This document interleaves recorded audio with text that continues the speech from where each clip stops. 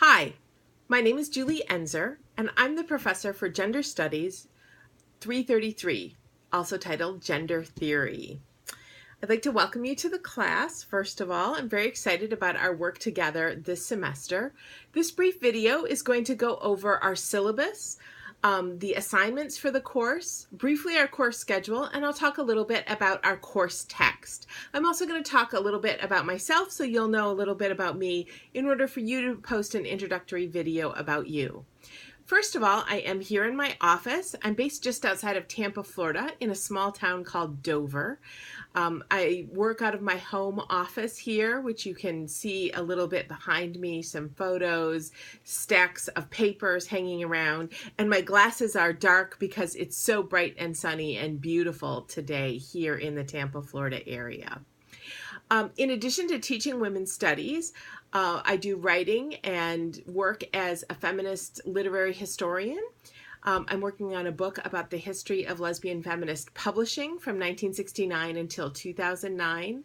I'm also a poet. I've published 4 books of poetry, and I do some pretty extensive editorial work. I was the editor of The Complete Works of Pat Parker, which won a Lambda Literary Award. And I also edit the journal Sinister Wisdom. So you can learn more about me at my website, which is Julie R. Enzer, E-N-S as in Sam, Z as in zebra.com. You can read about Sinister Wisdom at sinisterwisdom.org, or just Google me and things will show up that you can read to learn more about me. So I'm excited to work with you all this semester and looking forward to learning about each of you in your introductory videos. For right now, I want to go quickly over the syllabus, and there is a discussion board if you have syllabus questions to post online what your questions are. Basically, this course thinks about feminist theory and how men and women have developed a multiplicity of theories to explain sex and gender, as well as power and domination. You can read the full course description, but I want to read each of the questions that really shape and inform our work throughout the semester. The first question is, how does feminist theory come into being? How one day are people thinking and talking and theorizing about our lives? How do feminist activists use theory? So in this way, I'm really interested in connections between what theory thinks about and tells us to explain the conditions of our lives, and then how do we use it to transform our world?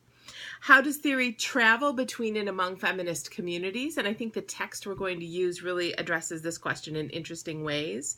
What does theory offer to feminists, and what does it offer to women and all people? What limitations does theory present for us as feminists, as women, as young people, as people thinking and engaged in the world? Who's recognized as a feminist theorist? And then the corollary question, who's not recognized as a feminist theorist and why? So these are some questions that I think will come up in every week in our discussion of different things, and questions that we'll return to. We have 5 easy course goals of things that you should be able to do by the time we're done with this class.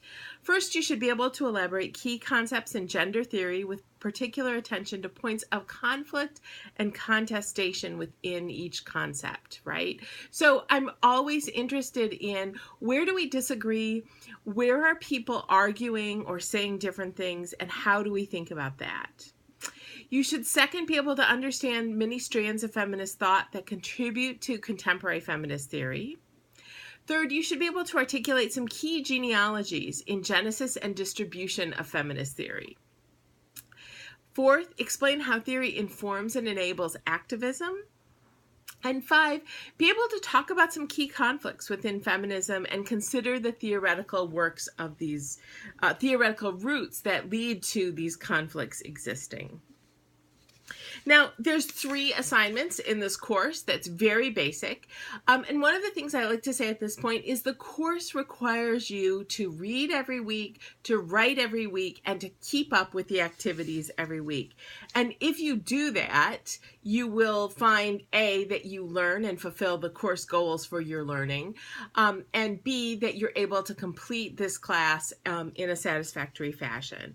So this is not a class that you can tune in in for a midterm exam and tune in for a final exam, it really requires you to plan some time every single week to work through the readings and thinking and writing and talking about those readings. So the assignments fall into 3 groups. We first do a theory journal, which is what you do as you read each of the readings each week. And I'll be talking more about the theory journal and the evaluation later this week and early next week as well. The second part is class participation, which is tuning in to our Blackboard site like you're doing right now, looking at the materials there, and replying and responding to every one of the discussion boards that we have. You should not only post discussion according to the prompt, but also reply to other people's comments on the discussion board. Remember, I'm really interested in conflict, contestation, places where we don't agree, places where we say, well, I see that, but I also see this, and I think this might be more correct. These are the kind of conversations that we want to have on the discussion boards. So that's really what constitutes the second part of the course requirements is class participation, which means working through material on Blackboard. It means reading everything that's assigned, thinking about everything that's assigned, and then writing about what your thoughts are on the assignments. And then the third thing is the Public Feminist Knowledge Project, which is where we're going to add substantial entries to Wikipedia about feminist theory. And again, we'll have some scaffolding activities for that will unroll in the second half of the semester. Each of these assignments are 1/3 of your total grade, and I have a general grading rubric for you in the syllabus that you should take a look at. At the end of the syllabus are some basic policies, which I'm not going to talk over, but I do encourage you to read them. Right now, I'm going to talk about our course outline and how we're going to proceed reading, thinking, and talking through the course. All of our work is informed by our book, Provocations. All right. Provocations is a new transnational reader in the history of feminist thought. It's edited by Susan Bordeaux, Christina Alcaide, and Ellen Rosamond. And this is the first time that I've taught from this book. I've read it, and I'm looking forward to reading it more closely again with you, thinking about it, and working through these materials with you. One of the really exciting things about this course text and why I chose it is that it really invites us to think about feminism as a transnational project. That means not emanating just from the United States or Western Europe, but really emanating from multiple parts of the globe. It puts women of color and white women in dynamic conversations, sometimes with shared concerns, sometimes with concerns that are at odds with one another. And it's also deeply interested in thinking historically, but also undoing historical narratives that make it suggest that everything's better today than it was in the past. So I hope that we're going to gain a better, some better ways of thinking about feminism and history using the Provocations text that also invite us. Many of you may have seen recent memes about white feminism. We're going to think about that and what kind of theory informs that statement and what kind of theory can really work to challenge the ideas of white feminism and the conversations about white feminism that happen in social media. And I think this is a really excellent text to do that. So I hope that we're going to find lots of interesting conversations that come from this text that bring us into what's happening in the world today. So basically our course outline is, by and large, we're reading straight through the book Provocations. I did do a couple pairings that are not in order, a little unusual, just because they were things that I thought paired together a little bit better than maybe the authors. You all may say, oh no, we should have done it directly as the book says, or you may say, oh yes, I might undo the book and do it in some different ways. That's one of the things we can talk about as the semester goes on.